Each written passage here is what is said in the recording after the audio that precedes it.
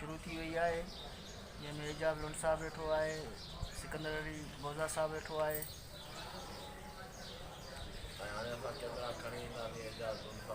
हाणे असां पंहिंजो जेको आहे कैमरा खे फेराए ईंदासीं एजाज़ लुंड साहब लाइ, जेको पाण ॻाल्हाईंदो ऐं छा चवंदो उहो पाण आगाह कंदो। बिल्कुलु हाँ, विनोद पार्टी के बारे में तव्हांखे आगाह कयां। जी जी। हाँ साईं, इहो कमु सिकंदर अली बोज़दार साहब ठो पियो करे, सही पियो करे। हलो ॾिसो। अस्सलाम वालेकुम, अॼु असां मौजूदु आहियूं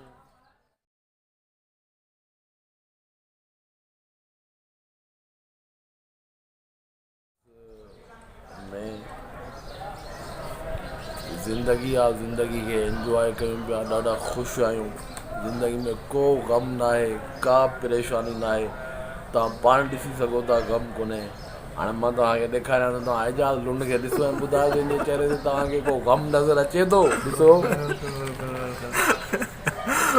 न साईं, न कोन्हे,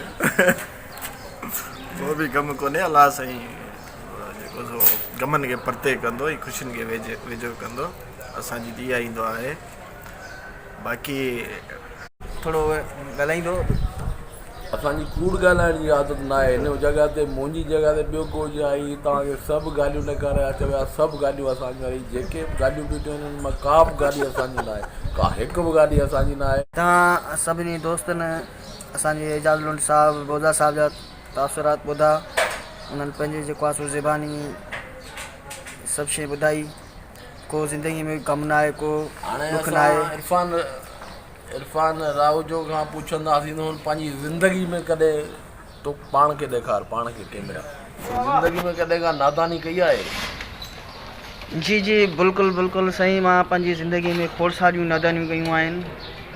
इहो लॻे थो हिकिड़ो असांखे ज़िंदगी में हिकिड़ो इहो असांखे ॾाज मिलियलु आहे, जो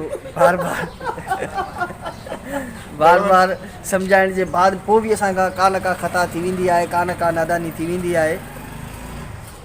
बिल्कुलु इलाही थी वियूं आहिनि। इन जे करे असां कोशिशि कंदा वधि में वधि हिन खे कंट्रोल कयूं ऐं संभालियूं, त का बि अॻिते दोस्तनि खे का बि अहिड़ी का शिकायत या कंप्लेंट न मिले। इन जे करे व्लॉग पार्टी ज़िंदाबाद।